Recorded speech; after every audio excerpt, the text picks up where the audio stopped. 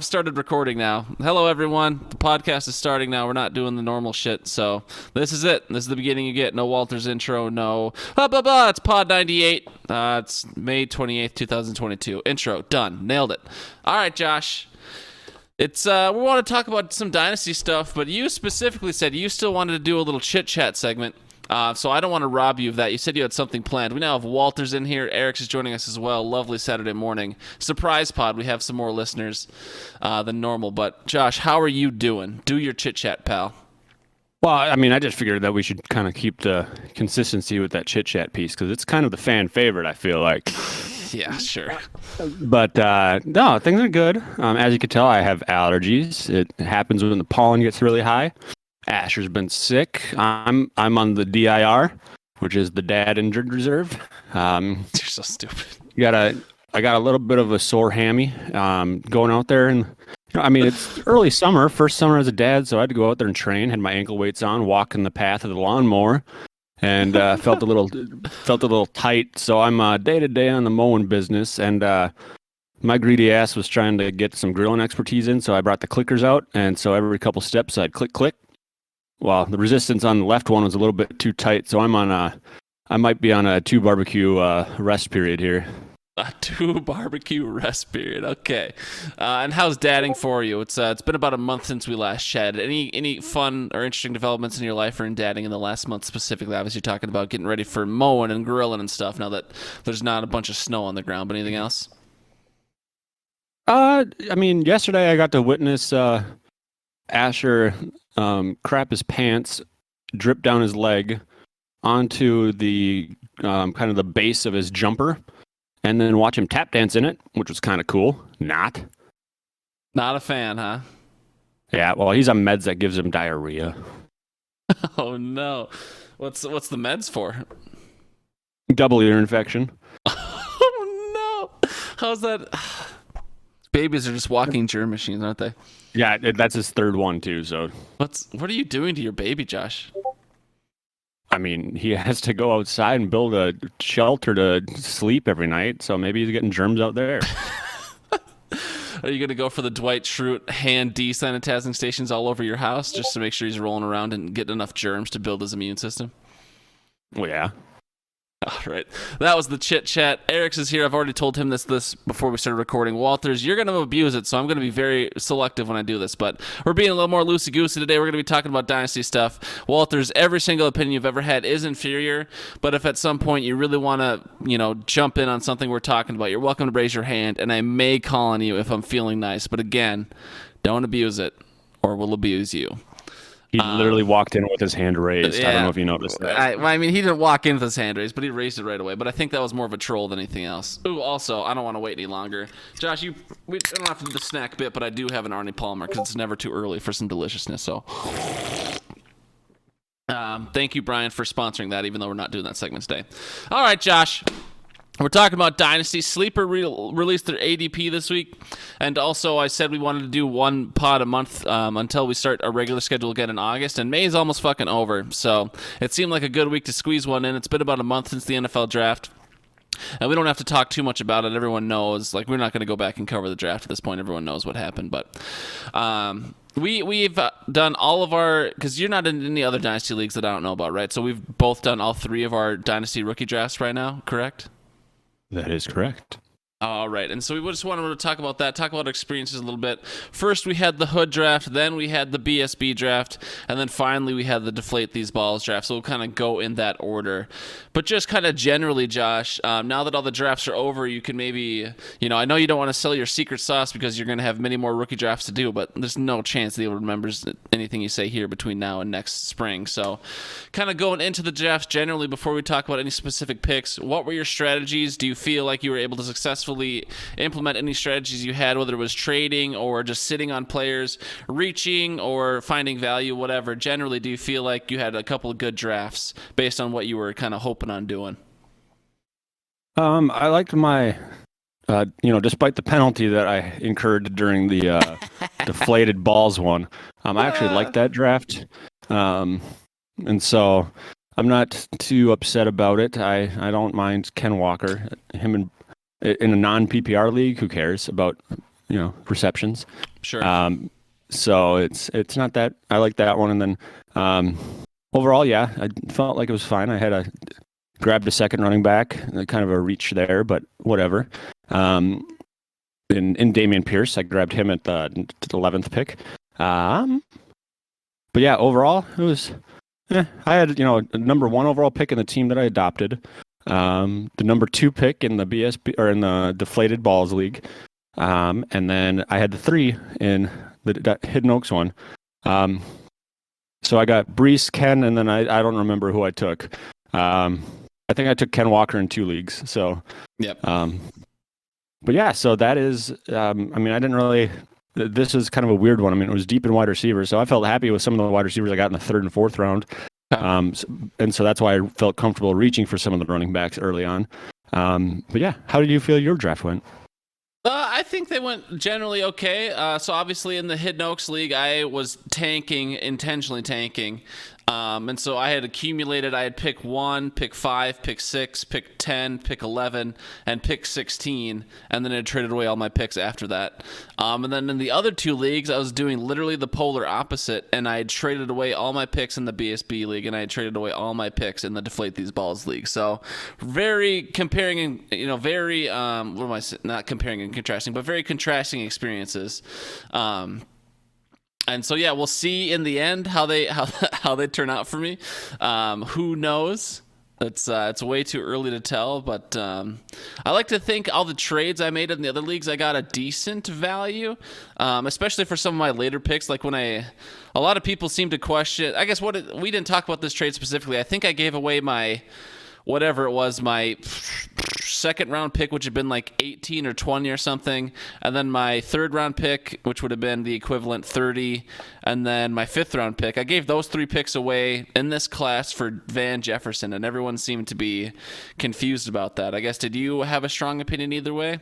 Because I thought I was getting decent value putting, picks that would have been garbage players that probably wouldn't have made my team into one player that I'll roster unless he gets injured.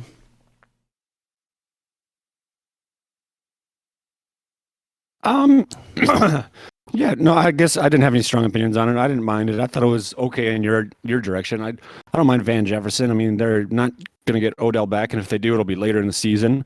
They have Allen Robinson, but from what my understanding is Van is more of a speedster.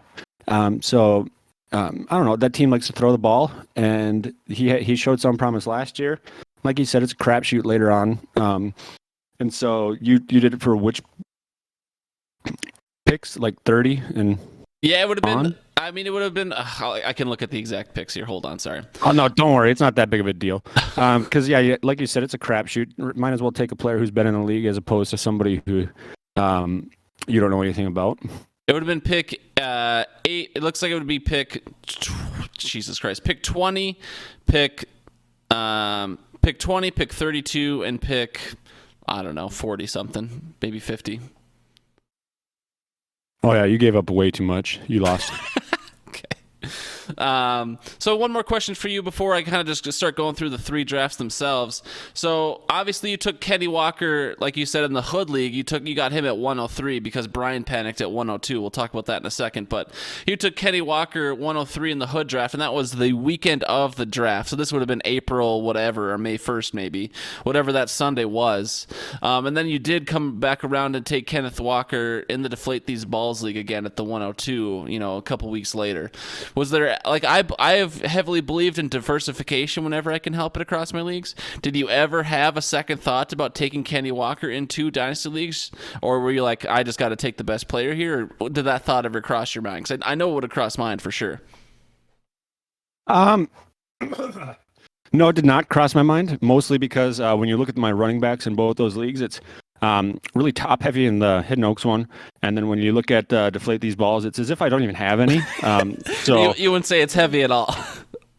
Yeah, I'm looking at my team right now, and prior to the draft, I had Dernis Johnson, Raheem Mostert, Chuba Hubbard, Chris Evans, and Marlon Mack. How'd you get I Captain dropped a few America guys on your team? Well, yeah. Put in a few calls. Yeah, so then that's kind of why I went draft or heavy there. So I ended up grabbing Zach Moss off the waivers. Thanks, Walters. But yeah, drafting a couple guys that I feel like have the opportunity to steal reps. Kenneth Walker, obviously, he's in a run-heavy offense. They're not going to let Drew Lock pass the ball more than twice a game, I think. So that's okay. And then obviously Marlon Mack is kind of an injury concern. So I think I got Damian Pierce in just this league, but or just the deflated league. But overall, yeah, I mean, it didn't cross my mind too much just because I knew my need was running backs. Sure. All right, and then Josh, you sound like you're dying. All right, we won't go through every pick here, but going through the three drafts we did have. So I took Breece Hall 101 in the Hood draft, right? And then you were listening. You were there in the voice chat. Brian seemed. I don't know why Brian didn't think I would take Breece Hall, who's the number one consensus running back, but Brian seemed to panic, and he had the second overall pick, and then he used most of his time, if I recall correctly, and then he eventually took Jameson Williams with the second pick. So as far as like ADP goes, like obviously Jameson Williams, most people are taking him like, second half of the first for sure, and then you pull the trigger on Kenny Walker. But is that part of the fun of fantasy? Is just people taking like when T took Amari Rodgers last year in the first round, that was absolutely nuts. But even do you think Brian's going to end up regretting that Jameson Williams pick, or do you think Jameson Williams will end up aging like a fine wine, even if his ADP wasn't anywhere near the 102? Well, his ADP wasn't that high because of his injury. He's probably not going to start the season, right? From what I understand, and so that's kind of why he's talking dynasty formats here. Josh, this is the long con. Right. No, that's why I'm saying, his ADP wasn't top half of the first because people want, they're going to want that production earlier on if they're going to use the 1-2 on it. I don't think, for a PPR, tiered PPR like we're in, I don't think that that's too bad of a pick. I haven't looked at Brian's team to see what his needs were. But Jameson Williams, I think, has been kind of regarded as one of the top talented wide receivers in this draft. So getting him at 1-2 isn't the worst. Obviously, he's not going to have too much production early on, and he's in Detroit. So unless Detroit does something with their quarterback situation, it'll be interesting to see. But it's not the worst pick in the world. It is kind of funny that he did do that panic for 2 minutes, 58 seconds. But yeah. Gotcha. And then I guess I don't need to sit here and brag about all 6 of my picks because I feel like I got some good players. But again, I had 5 or 6, whatever it was, top 16 picks, so obviously the talent's going to be skewed. But nothing else really crazy happened in the first round. Now that I'm kind of looking at it here, I was able to double tap Garrett Wilson and Trey Lance. Ooh, here's a question for you, Josh. So I ended up taking both Breece Hall and Garrett Wilson, so I took 2 rookie New York Jets. Is that something that would have crossed your mind, or again, are you just going pure talent and you kind of let everything else fall where it falls? Because I took 2 rookie Jets. I don't know. I think the last time that I remember somebody taking 2 rookie Jets, it's somebody who can't string 3 words together. Okay. And so I'm just kidding, Walters. Love you. But no, it wouldn't cross my mind, especially because they're different positions. It's I trotted out 3 Packers at sometimes with Jones, what's his nuts, Tunyon, and Adams. So it's not like it's unheard of, and sure. So it's not like you drafted 2 wide receivers on the same team. Gotcha. Or 2 running backs. Sure. Anything? Okay. So I guess do you have the draft up, or should I not even bother asking you about it? I mean, I have our draft up, yeah. Okay. Is there anything else kind of here that crosses your mind, whether you want to brag about your own picks? I mean, you got George Pickens there in the third, or in the second, and then you got your Romeo, where art thou, Romeo, in the fourth. But any other teams stick out to you, or any other players really fall or reach, or I guess anything else unexpected in this draft before we move on to BSB? I guess the only thing that kind of sticks out is Jesus Christ, Josh, are you gonna fucking make it, pal? The only thing that sticks out is kind of, I'm hoping it's not damning to me, but Damian Pierce went in the 3-1 in this league, and I took him in the 111 in deflate league. So it's kind of like, okay, so who's the big brain and who's the smooth brain? Other than that, the fact that I see 4 tight ends that went in this draft, but I didn't hear of a single one of the tight ends prior to the NFL draft. Sure. It's just kind of like, I wonder what the needs are for some of these teams. Sure. But then there's nothing that really sticks out too much. Obviously, like we said, it's a crapshoot. James Cook in this league, I think, went later than any of the other leagues we were in, and it was the first draft we had, which is expected. So maybe people hadn't put together that he's Delvin Cook's little brother. So, but yeah, T got him in the 11th pick or 10th, 9th pick, whatever. Pick, yeah. So, I mean, that's just right around his ADP on Sleeper.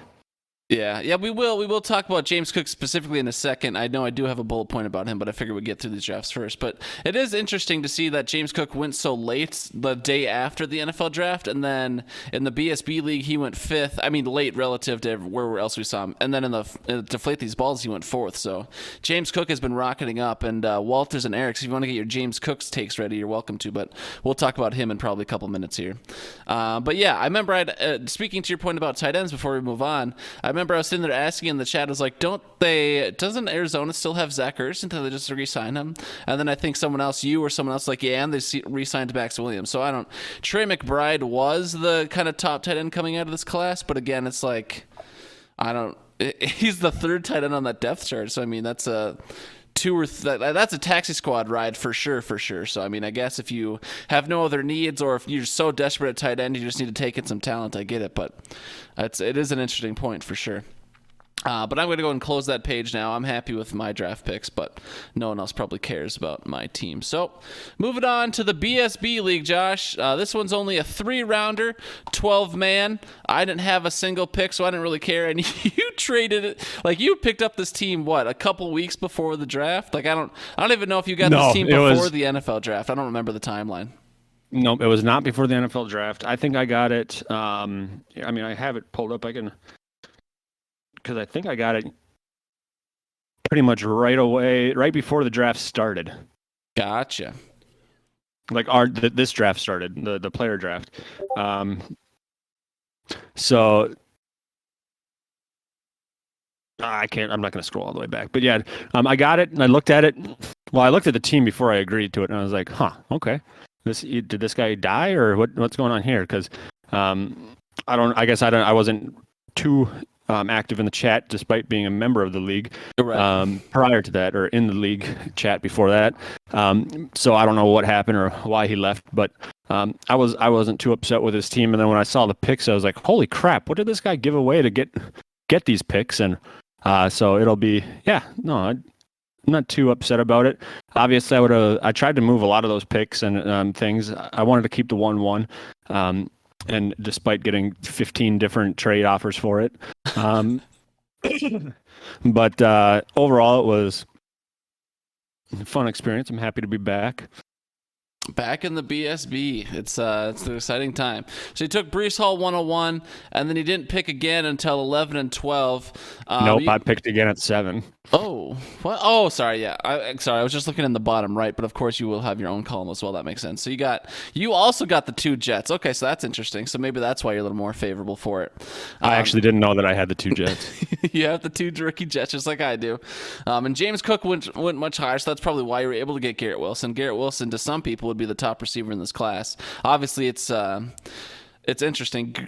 I don't think that you would be pissed because I don't think you would have taken him at 7, but Christian Watson, the rookie wide receiver at NDSU for Green Bay, he went at 106. Would you have considered him all at 107, or do you think that's a pretty heavy reach, just like James Cook at 105?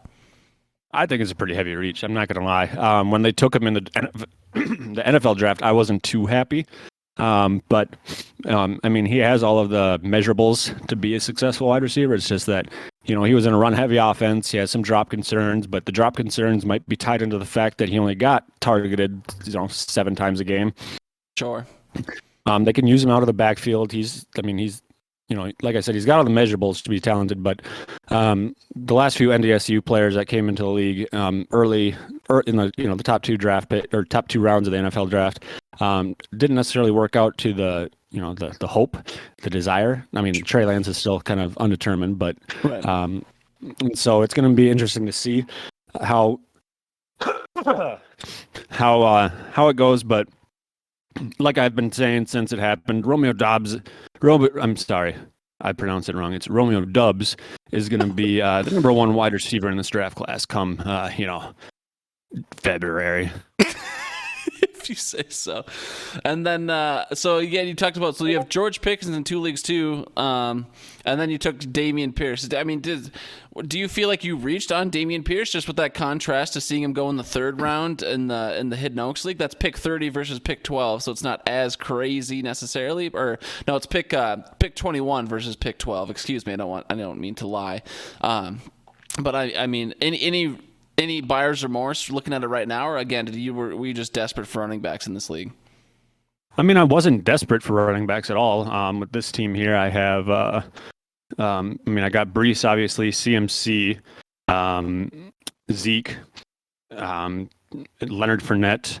So it's not like my team is, and Tony Pollard, and it's not like the team is struggling that much for running backs, but I just looked at the situation. He got drafted to Houston. Houston's kind of in a rebuild mode. I think Davis Mills is a real deal.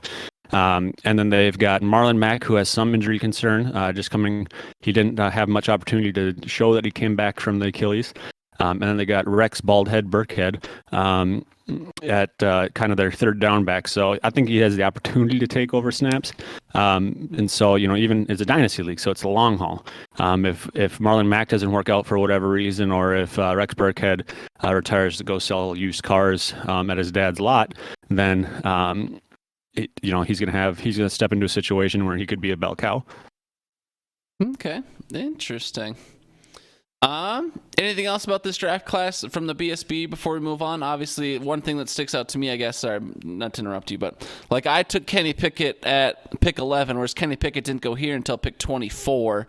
I know a lot of people were shitting on this draft class, but if you were going to take one QB early-ish, Kenny Pickett got that 1st-round draft capital. He's going to probably one of the most stable teams in the entire NFL. That's Mike Tomlin. It's the Pittsburgh Steelers. Mike Tomlin hasn't had a losing season.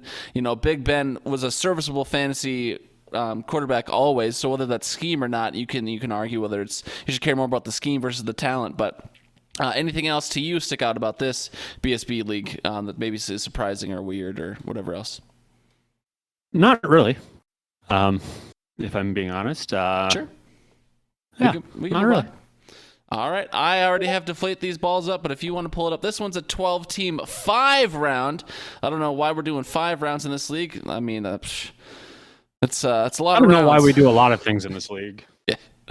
But anyways, Josh, you would have so you quote unquote got screwed because you broke the rules, right? You did technically break the rules, and then I also made someone else move their pick around. Anywho. You got Kenneth Walker instead at 102 because you got penalized 1 draft spot. In the end, do you feel like that is a big drop off? What do you feel about the drop off between Breece Hall and Kenneth Walker? Like, is this going to have a big impact on your team? You missing that 101, which was Breece Hall, versus now taking Kenny Walker instead. I mean, it's hard to say. I mean, obviously, Breece Hall had been the consensus 1-1. Ken Walker, he's not a bad player. I think that. And I'm trying not to sound as if it's more of a biased opinion here, but Breece, it's not a PPR league, so it's not going to be like they knocked the one thing that they knocked on Ken Walker's draft position or his ADP in a dynasty league is, he doesn't catch the ball. Well, we're not playing PPR, so I don't need to worry about the PPR points. Granted, that does get more opportunities for yards, but I already mentioned Seattle likes to run the ball. They tried to shore up their own line a little bit. It's kind of a shaky quarterback situation. Breece Hall is going to have, Zach Wilson and a couple other wide receivers there to get targets and stuff. So I don't think the drop-off is as big in a standard league as people are considering, or as people are saying. But yeah, it sucks to not get the 1-1. But at the same time, whatever. I've made my points and argued, and if our commissioner can't pause the draft on time for a player and get auto drafted, then should we really take everything he has to say in consideration? This was not a platform for you to grieve old. For you to air old grievances. I was just curious about how you felt about the drop between 1 and 2 there. So let's relax. No, I don't think it's the biggest concern in a standard league when you're taking the top 2 consensus running backs, especially when you see Ken Walker still as the 1-2 in a dynasty league for PPR. Sure. Okay. And in this league, like we talked about, James Cook just moved up between our 3 drafts. So this one he was taken in the 4th pick. And again, in just one sec here, we'll talk about James Cook exclusively. But Drake London, Traylon Books, Jameson Williams, Chris Olave, nothing crazy there. Here, Christian Watson didn't go until the 2nd round, and you were able to get him at the 2-1, if I'm reading that correctly. It looks like you also took Dameon Pierce at 111 in this league, so you just all over that Dameon Pierce. It looks like if you like a player, you'll take him, Josh. I think you got Kenny Walker in both leagues. In 2 leagues, you got George Pickens in 2 leagues. You have Dameon Pierce in 2 leagues. Do you have Christian Watson in 2 leagues, or did you only get him in the Deflate These Balls? Only in this one. Oh man, okay, interesting. And we don't have to sit here and go through every pick again. I didn't even have a pick in this draft, so I don't know that I give a fuck about it. But anything else on this draft board stick out to you? Kenny Pickett went in the first. He went at the 9th pick in this draft versus the 24th pick in the BSB, so that's a pretty heavy contrast. But if you have a need, you have a need. So. Yeah, that was kind of a head scratcher just because we are in a 1 QB league. And so it's like, well, you could take the rookie quarterback with hands the size of G.I. Joe, or you could take, a chance on like a receiver or somebody that's still on the board. So yeah, that was a head scratcher to me. But what do I know? My quarterbacks right now are Matt Ryan and Trevor Lawrence, and my team sucks. Okay. All right. So we've looked at our 3 draft classes. Nothing really crazy happening in them, and most other people's drafts have happened, so they don't need to sit here and go over scenarios. Or at least between our listeners, I don't think anyone else will be having a rookie draft anytime soon. So now, Josh, talking exclusively about James Cook. He, for whatever reason, at least on the Reddit sphere, I guess I don't have a lot of conversations in person about it, but we did have it come up in a couple of our leagues. James Cook, looking at just the pure ADP, he looks like he's supposed to be I got to count again, 1, 2, 3, 4, 5, 6, 7. He's supposed to be the 8th player off the board, and we saw him go at 9 in one league, 5 in another league, and 4 in another league. So is it just people desperate for running backs, or you've already talked about James Cook a bit, and Eric's and Walters, if you would like to say more than your little chat message, you're welcome to raise your hand and I'll call on you once Josh is done talking. But why is James Cook so controversial, I guess, is maybe a better first question. Why does everyone seem to have such a strong opinion for or against James Cook? Well, I think it's because it's a piece of trash. No, I'm just kidding. Jesus. It's definitely going to be that name recognition. He's Dalvin Cook's brother. So people, even the Bills said that's what they took that into consideration when they drafted him in the NFL draft. And so thank you, Pat McAfee. Shout out to you for interviewing the GM to let me know that information.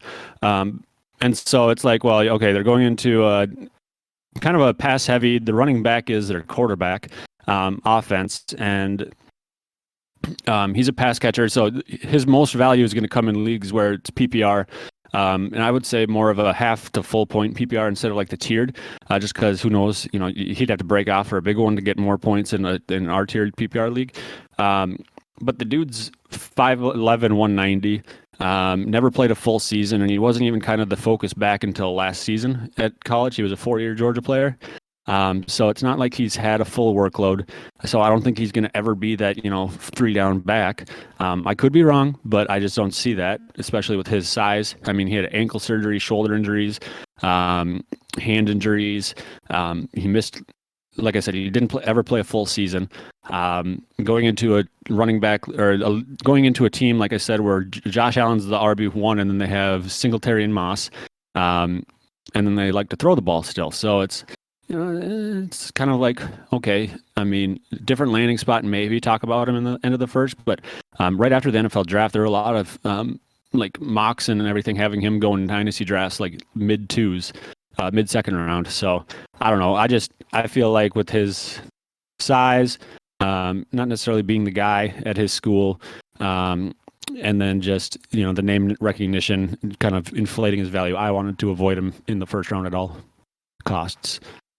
Yeah, it's very interesting. I was just reading one post or article or whatever it ended up being the other day, and someone was arguing the Bills are like they're I mean, you could argue maybe it's because they haven't had the running back talent necessarily between Devin Singletary and Zach Moss and whoever else. They did try and target J.D. McKissick earlier in the offseason, and so a lot of people are reading into that now automatically that James Cook comes on this team, he would get all the J.D. McKissick stats. And I don't know if that's the case, because a lot of people are arguing that Buffalo is kind of a down-the-field passing team, and then when that's not working out, Josh Allen really loves to, take off with the ball on his own 2 feet, and so they're just not much of a dump-off team unless it's a planned screen or it's the play is schemed to go to the running back specifically. So it's very interesting. I think to your point, kind of what you were saying is that pass catching in full PPR format. Certainly, James Cook is more valuable than James Cook in a standard league should probably not going anywhere near the first round, maybe not even the second round,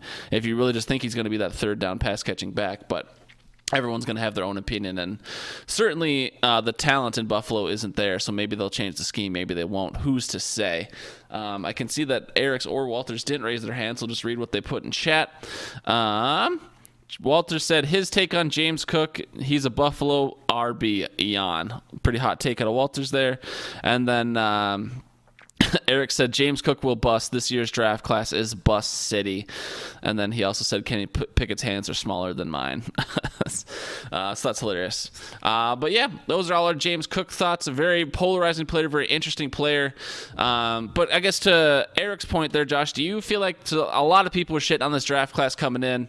So kind of our last point about rookies here before we move on, talking to Dynasty more in general, more broadly.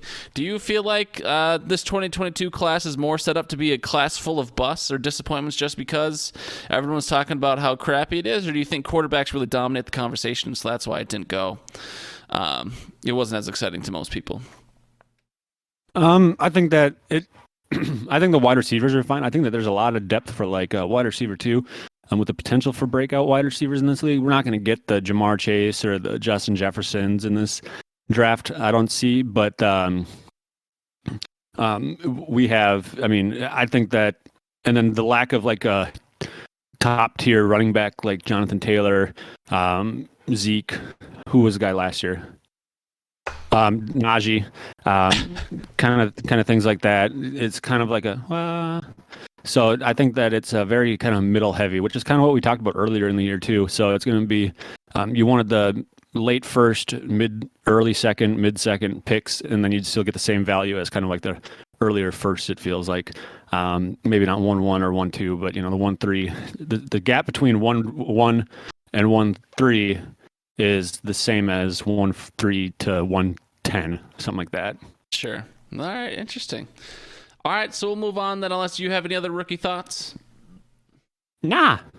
All right, talk about Dynasty Strategies in general, Josh. And again, you don't have to give away your secret sauce. And again, at any point, Walters, if you'd like to chime in, you can, I guess. And we see Eric's left us, so RIP, but he might listen to the rest of this later. Anyways, Josh, kind of overall Dynasty Strategies. We're sitting here in our offseason. People can get really antsy. They start looking at trades. Some people just hibernate and they probably delete the app or throw their phone in the ocean or whatever. But for the people who still kind of stay as plugged into football as is possible this time of year, obviously right now OTAs are going on. Looking at those players, looking at the trading block, is there any kind of buy lows or sell highs you're looking at right now? Maybe it's easier for you to talk about players who aren't on your team. Or I guess, what is kind of your off-season trading strategy? Do you wait? Do you want to get them in now before the season starts? Because obviously, values can change. Like, for an example, if you're going into the draft, draft picks are always increasing in value up until the draft, and draft picks are always most valuable, right before the draft or into the draft. Do you find players are the same? Would you rather make a trade now? Would you rather make a trade at the beginning of the season or in the season? What are all your, I don't know, just your general Dynasty thoughts? I threw a lot at you there, but I guess my general Dynasty thoughts when it comes to trading, I don't necessarily think too much about it. I don't mind trading at any point during the season or in the off season. It's just the value has to be, it has to be a comparable value. So if I get an offer and it's seemingly pretty fair for me, whatever comes in, and fair for me meaning fair for the other person as well, I guess technically, then it's I'd consider it no matter what time of the year. Not saying that I'm going to accept it every time of the year, so that might change as the season we get closer to the season or further into the season, but it's definitely something that I still consider. Whereas, like you said, I feel like in our maybe not the BSB. I can't speak to that since I just kind of joined that one again. But in the other two leagues of the 22 teams that are playing, I think 6 people pay attention year round. Sure. And so then the other ones are hibernators, because I definitely toss trades out at the end of the season or during the summer just to see. And there's still some pending since I don't put a time limit on it. So it's kind of funny to watch that. But Sure. At the same time, it's annoying because, everybody gets into this knowing that it's a year-round thing. And they treat it kind of as a redraft at times, it seems, but no big deal. It's not like I'm not going to write a letter to the president. Sure.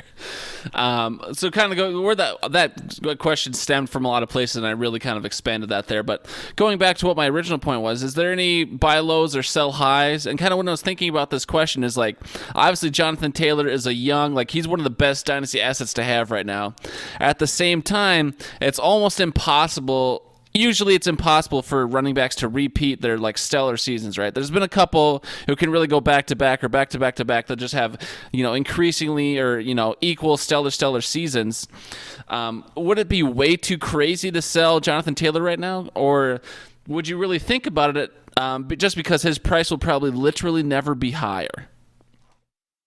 I mean, I try to think that, every player is available.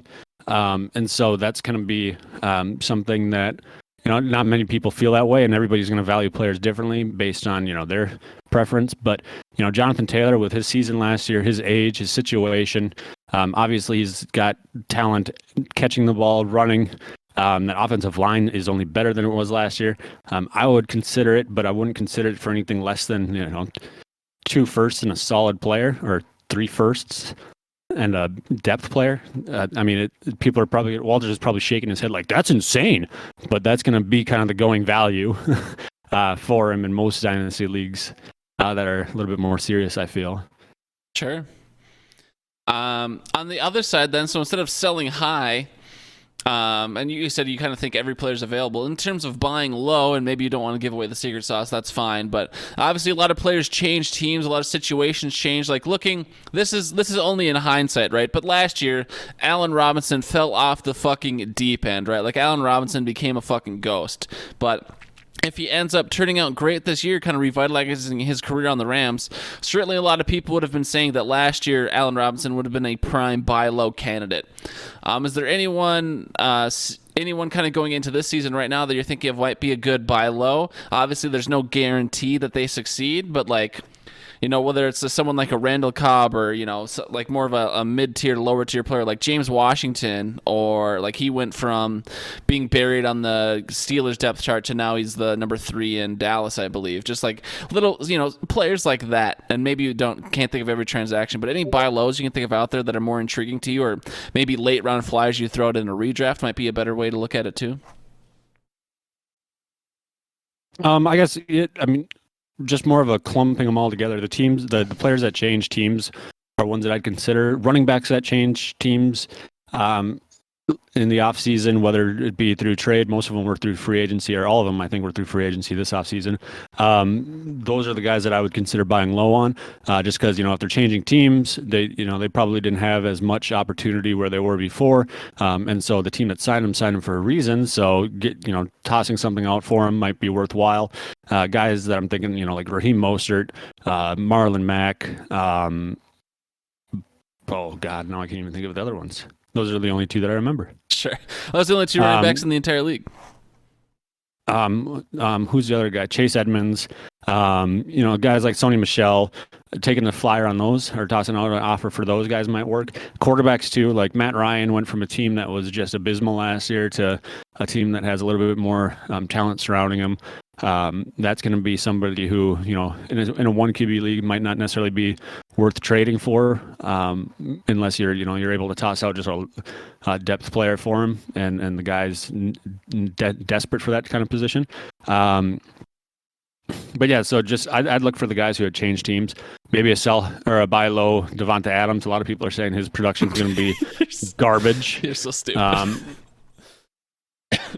As a buy low. For Devonta Adams? No, he's one of the best receivers in the league. Who is saying that? Well, I mean, hey, it's It wouldn't be a bunch of butthurt Packers fans, would it? Is Gerby leading the charge, Josh? Be honest. no. I mean, I'm in the personally, I still think he's a top 2 wide receiver, not 2, and so. I love Devonta. I don't care that he's playing for the Raiders. I think that he's going to have just as stellar of a season because Waller's going to be attracting attention. The Carr and him have that chemistry from college. So, I mean, he would be a sell high on mine, but I could see a lot of people offering buy lows for him because he's going to a new team. He's got a quarterback that isn't Aaron Rodgers. And so a lot of people are saying he's going to be trash this year. And I'm not talking about the Packers subreddit. I'm talking about the fantasy leagues. Thank you, Walters. And so this is just going to be, since it's all said and done now, I had tossed out a trade offer to foster Devonta Adams for the 1-1. Interesting. And yeah. And so he had said, he was working on a trade for a running back, and if that went through, he would have accepted it. Apparently, obviously, that didn't go through. And then I had retracted my trade prior to the draft, anyways. But that was one of the things that I'd sent out there. So, like I said, all players are available if the value's right. And so, yeah. Sure. And then I guess we had talked between ourselves that this pod didn't have to be that long. We're already at 40 minutes right now, so if you want us to just wrap it up, we can. But I'm just full of questions at this point, and we can keep going, or you can stop me whenever you want. But I'm just kind of looking at this now. I'm looking up and down the sleeper ADP list. What about a player like Cordarrelle Patterson? Like, obviously his team is changing. Like, he had a pretty good season last year. Like, from a fantasy perspective, he did great. Matt Ryan's at a house now. I could see people making an argument for buying low. I could see people making an argument for selling high. It's kind of one of these interesting players where it's just so much unknown. Like, they kind of have a flash in the pan season. They could do it again. They could be absolute garbage this year. I mean, what do you think about a player like Patterson? I mean, he's in the NFL. That's one fact. Very good. He plays for the Falcons. Yeah, I mean, he's aging. He's on a team with a new quarterback.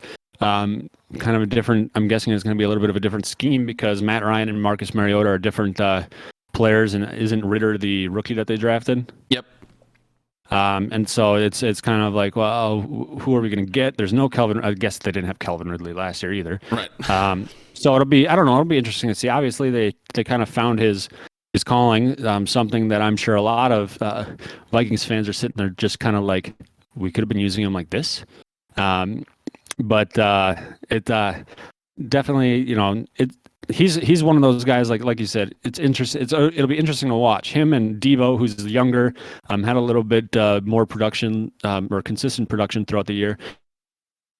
Those kind of players, it's going to be interesting to see kind of what their value is like going forward, because it's hard to replicate what that sort of thing, because now teams are going to be scheming for it. Right. All right, Josh, so one kind of not necessarily transitioning, but kind of going back to Dynasty. So if anyone pays attention kind of to the Dynasty sphere, like people, especially now, starting right now, but it's been going on for a couple of years if you've been paying attention, this 2023 draft class has been talked about. It's just there's so many running backs and so many great prospects and this and that. Like, obviously, when a player enters college, you can kind of project when they're going to come into the NFL draft, right? So that's how people can make those leaps and jumps about how draft classes are going to be great years in advance. Do you feel like since the 2023 draft class is now so hyped, is it pretty much at this point going forward impossible to trade for those 2023 picks, especially the high ones, or do you think teams will get back to being desperate like they always are in the middle of the season if they're competing, or what do you think about that? Because to me, it's interesting that I see, just like I guess in all the content I watch, 2023 has been talked about highly for 2 years in a row, and that's why I've kind of strategically tried to trade try and get those 2023 picks early before the zeitgeist hit everybody. But kind of in your opinion, based on who you follow or what you pay attention to, do you feel like those 2023 picks are going to be more gold than all the other draft classes kind of before it, or do you think it'll be the same? It's just a lot of hype right now, and then when we're into the season, people will be trading them, no problem. I mean, aside from you, I think of many tricks. It's, I mean, like I've mentioned before, it seems like a lot of the players or a lot of the guys in the leagues that we're in take the offseason off, and so it is difficult to trade picks with player or people. at the same time, the value of the picks I think are for 2023 are definitely going to be a lot higher than other drafts. I read somewhere like if you're going to rank the prospect kind of ratings for the 2022 and 2023 draft class for running backs at least, because it's a running back heavy 2023. Right. Breece Hall would have been number 4 or Sure. 5. And so the top 5 are running backs in 2023 are all expected to be, like picks 1 through 5. So it's going to be interesting to see kind of as the year goes on what people do, because obviously, a team that has solid running backs but no wide receivers, they might be a little bit more willing to trade those picks. But yeah, I don't know. It's hard for me to judge just because it's I've tossed out offers for picks in the past that on paper come out to be okay, relatively even for both sides, and get laughed at. And so it's kind of like, okay. Everybody values everything differently, no big deal. So it'll be interesting to see, like you said, because as people panic as the season goes on. Right. Okay. That's it. Yeah, I guess again, it's like everyone kind of can ingest their own media, right? So for me, I mean, when you can kind of get into your own echo chambers, and I won't pretend like I'm part of a bunch of communities. I'm not. I just read some things or watch some things from certain creators. But yeah, to me, the hype, like from what I ingest, the hype for 2023 has been crazy and will only continue to get crazier, right? So it's just. I'm not saying my experience isn't everyone's experience, but it's just I just thought it was an interesting kind of thought-provoking question. How hard will it be to trade for 2023? Is the hype too great, or will it end up being the same as every other class once contending teams get desperate during the season? But kind of the last thing we talked about, Josh, is kind of the thing that motivated me to even try and get you on the hook for a podcast is Sleeper released their ADP, and so this would be for startup drafts, and this is for anything after the rookie draft. So this would be like if you were starting a dynasty league today, this is kind of what the last month's worth of drafts have been like, and this is kind of the ADP they put out. They put out in a Google Doc. If you go look at their Twitter page, you can pull out their ADP. But so no surprise to anyone, the number 1 overall player, if you were to do a startup draft today, is Jonathan Taylor. He's running back 1. His ADP is 1.2. And so we do 1 QB in PPR is the rankings I'm looking at here. Jamar Chase would be the 2nd pick. Justin Jefferson the 3rd. Najee Harris the 4th. Christian McCaffrey, kind of the 5th player, RB3. That one's interesting to me that he's still valued that high. Obviously, the potential is crazy. Cooper Kupp is 6. Javonte Williams is 6. Javonte Williams, running back for Denver, is 7. DeAndre Swift is 8. That one's interesting to me. Austin Eckler, 9. Dalvin Cook still holding on in the top round, 10. Derrick Henry, 11. And then rounding out what would be the first round for most people in 12 people, because a lot of people do 12 people leagues, is CeeDee Lamb. So obviously in 1 QB leagues, QBs aren't going to be that crazy. The first 12 picks are running backs and wide receivers, 8 running backs, 4 wide receivers. But kind of the question I was thinking of, Josh, is if you were starting a dynasty league today, of course most people would say they want Jonathan Taylor, but I guess if you couldn't have JT, would you just go down the list, or what would you want to be your top asset if you were starting a dynasty league today? Yeah, I'd probably go down the list on that.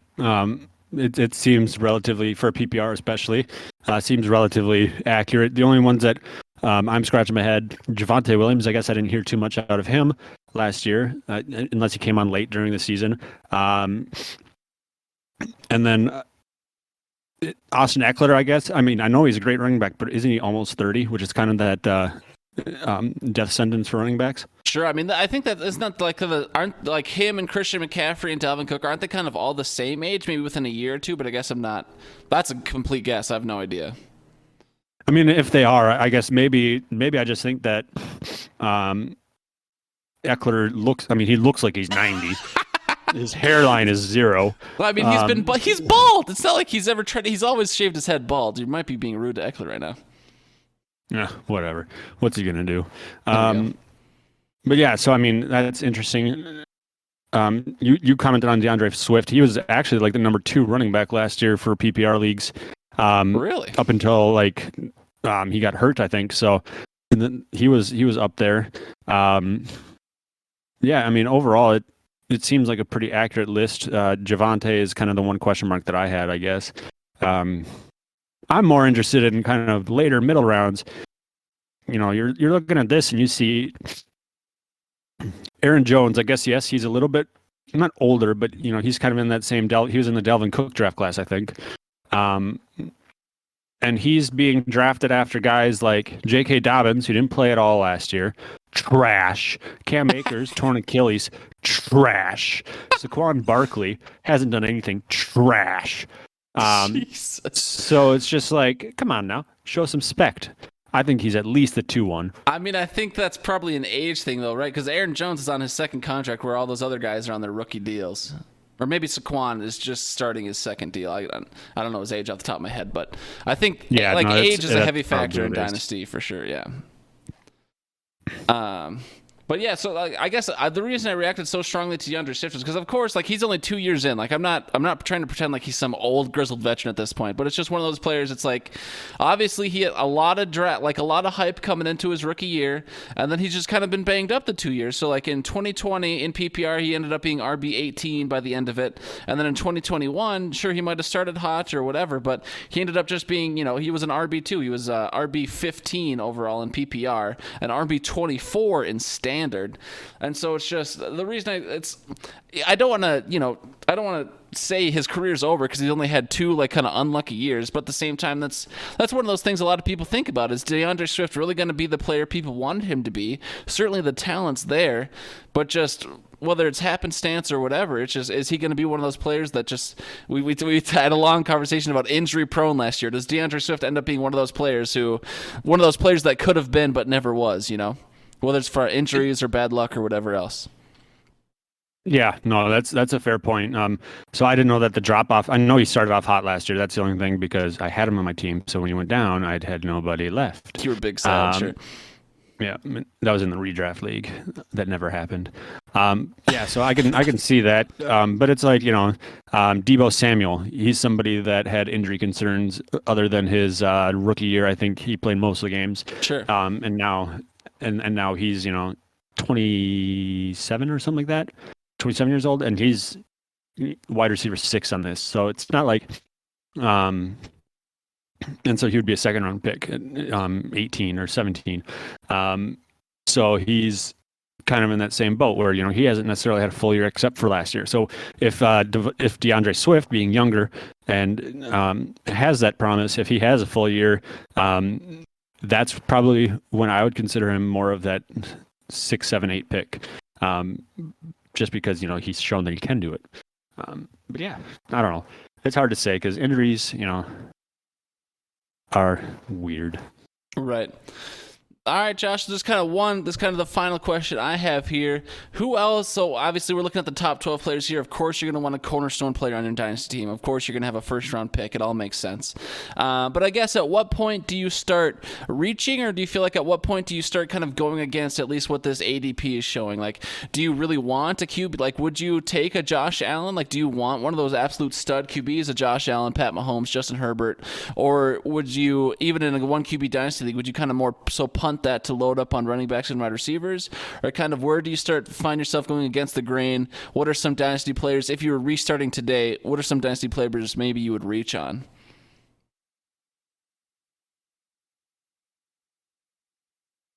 I don't know. That's a good question, Gar. Thank you for asking. You're welcome. I think, not maybe not the QBs in a one QB league. It would have to be, Josh Allen is ADP 16 here. If it was getting closer to like pick 25 or something, he hasn't gone, definitely going to take him. Same with like Patrick Mahomes, Justin Herbert, those guys. Justin Herbert maybe waiting until like pick 35, a third round QB as opposed to a second. That would be fine. Joe Burrow, same situation. If I'm looking at this, I'd rather have Joe Burrow over Antonio Gibson or Deontay Johnson. Depending on how the rest of the draft shook up. And so Lamar Jackson, Kyler Murray, kind of the question marks as far as QBs go. I guess when you get down to like the RB 30s, wide receiver 30s in this league, I'd reach on guys who might be a little bit younger or coming off of situations that aren't necessarily ideal. So guys like Dameon Pierce, I'd mentioned as the rookie. He's later in this draft, or Kareem Hunt. Reaching on him a little bit more over some of the guys. You love yourself some Kareem Hunt for sure. Yeah, no, big fan of Kareem Hunt. Allen Robinson, we talked about, guys like that have shown that they can do it in the league, reaching over people who have maybe been a little bit more consistent, but not necessarily consistent at the ADP they're in. Sure. Okay, well, that's pretty much all I had. Josh, wanted to just talk a bunch about Dynasty and just go back and forth a bunch. Anything else you want to talk about before we head out? I apologize for coughing so many times. I do think I'm dying. All right. Well, that's pretty much all we got. For people listening, we thank you. We hope you enjoy your spring. We'll be back in June at some point. I don't know what week it'll be. Maybe I'll give Josh another 2-day notice, and then we'll just hop back on. We'll see. Maybe some spicy news comes out. We'll ride the wave of that. But yeah, we'll be back monthly until August. I hope everyone stays safe out there, whether it's from the mosquitoes now that they're coming back or whatever else. We got the Discord community if you'd like to join us, anchor.fm/hoodpod or hiddenokesoverdose@gmail.com. We appreciate everybody, and I'm not going to play the outro song. I'm just going to do a hard cut here. So thanks, everyone, for listening, and we'll talk again in June. If you'd like to chat football, check out the Discord. It's tick season, so spay and neuter your pets. There you go. All right. Thanks, everybody. Deuces. Go Packers.